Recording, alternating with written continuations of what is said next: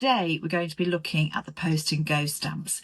Now, back in 2008, Royal Mail decided to launch the Post and Go stamps, which was basically making stamps and posting easier, more efficient, a bit more futuristic, and dare I say it, a bit cooler.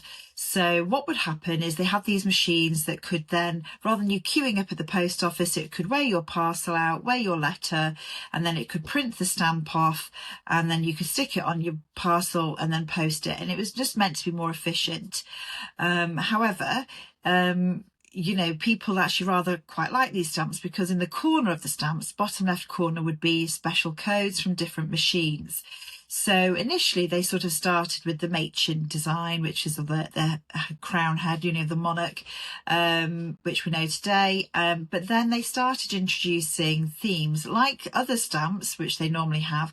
They introduced themes like birds and definitely wildlife, ships. They would celebrate. Basically, it was like stamp collecting, but it was just a different kind of stamp.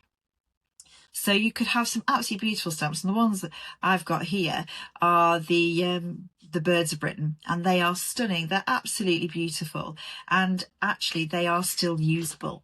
So basically these stamps were being produced, and you could have a special code, and they became really popular with stamp collectors because they liked the codes, they liked what machine produced them. No stamp was the same, and of course if there was a glitch in the technology on the machine that day, oh my god, that was like lottery for the stamp collectors, because then you could get stamps with glitches on them, and that was like really cool.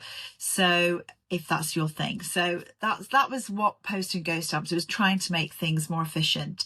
Now these stamps, they've discontinued really in 2023, and the machines no longer work, and because maintenance costs were just like really expensive, so they couldn't maintain it, which is a real shame because the stamps were lovely. And then people were like buying them because they liked the designs on them and they were simple, and you didn't get caught up in the commemorative bit, which is a bit more serious hobby. These seem to be a bit more of a light-hearted kind of hobby, light-hearted stamp, as it were, because they were sticky, and they were just basically like stickers, and they were really very popular, but obviously they were discontinued in 2023. So they lasted a few years, not too long. But if you are finding any in your house, you can still use them. Just so you know, you can still use them.